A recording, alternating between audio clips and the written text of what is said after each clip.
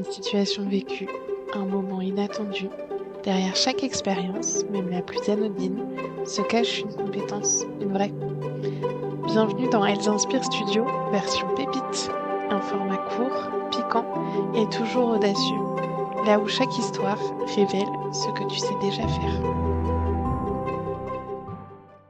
Bonjour Céline, bienvenue dans le podcast. Merci. Alors, on est ensemble pour un court épisode où on va parler d'une de tes expériences. Est-ce que juste avant, tu peux te présenter en quelques mots? Oui, bien sûr. Je m'appelle Céline, je suis une passionnée d'organisation. Je pense qu'on peut dire que c'est dans mon ADN. D'ailleurs, quand Super. je me suis lancée dans l'entrepreneuriat il y a 5 ans, j'avais créé la marque Passionnément Organisée. Et au niveau de mon métier, je suis coach professionnel et consultante en organisation. Je crois que c'était une surprise. Super, merci beaucoup. Alors justement, ensemble, ça va être d'une de ces compétences-là qu'on va beaucoup parler. Euh, mais avant de parler compétences, est-ce que tu peux nous raconter l'expérience dans ta vie qui a été très marquante et qui t'a justement permis de développer cette compétence? Euh, je pense qu'il faut vraiment assez tôt, au divorce de mes parents, ça avait à peu près 8 ans. Parce que, mine de rien, passer d'une maison à une autre chaque semaine, c'était le format que mes parents avaient choisi pour le divorce, ça m'a permis de développer mon organisation, justement. Parce que même si j'avais des affaires, des vêtements chez l'un et chez l'autre, je transportais toujours mes livres scolaires, mes cahiers, enfin bref, que je ne pouvais pas dédoubler. Et ça m'a appris très tôt et à préparer mon sac, à anticiper, à penser à toutes mes affaires, pour ne rien oublier quand je changeais de maison. Ça, c'était la première expérience marquante. Et puis, l'expérience heu, supplémentaire, on va dire, mais plutôt sur la durée, ça a été le fait d'avoir la casquette chef de projet dans les différents postes que j'ai pu avoir quand j'étais salariée. Ok.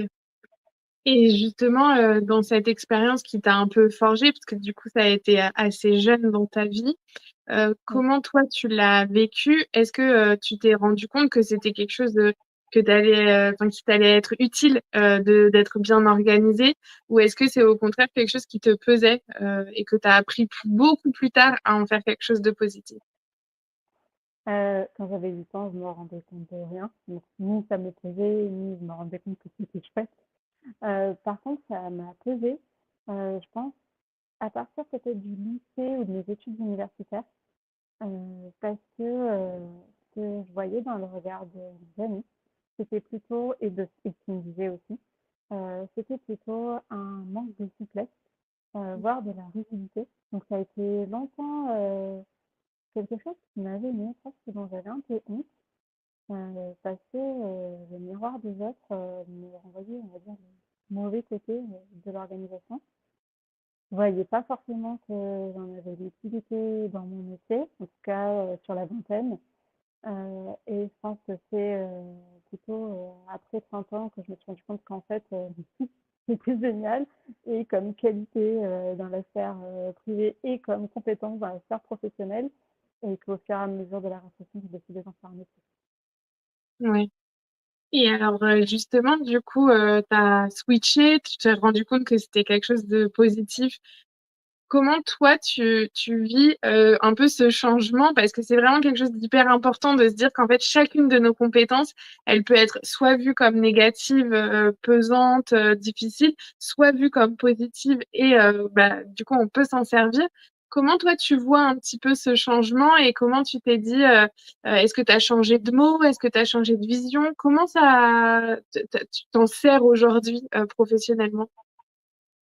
Le premier changement que j'ai vécu, c'est déjà de me rendre compte que c'était un métier, l'organisation en tant que telle, même au-delà du métier de chef de projet.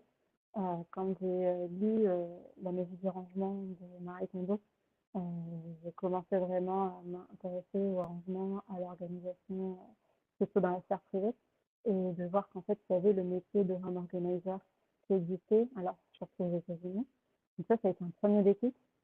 de me rendre compte que c'était tout à fait positif comme compétence.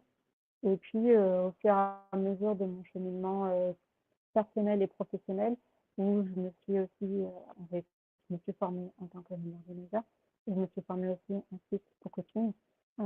Et le coaching, c'est un chemin de développement personnel finalement. J'ai souvent l'habitude de dire qu'on gagne 10 ans de thérapie quand on fait une formation de coach. Et donc, c'est ça qui m'a permis aussi d'asseoir en fait, qui j'étais, de quoi j'avais envie dans la vie, quelles étaient mes forces, mes axes d'amélioration. Et maintenant, c'est aucun problème à dire que je suis organisée, que oui, j'anticipe, que oui, je planifie, que j'adore ça. Enfin, ça fait partie de mon ADN. Et d'ailleurs, je suis ravie de pouvoir en discuter avec toi aujourd'hui. Merci beaucoup, Céline, d'avoir partagé tout ça avec nous.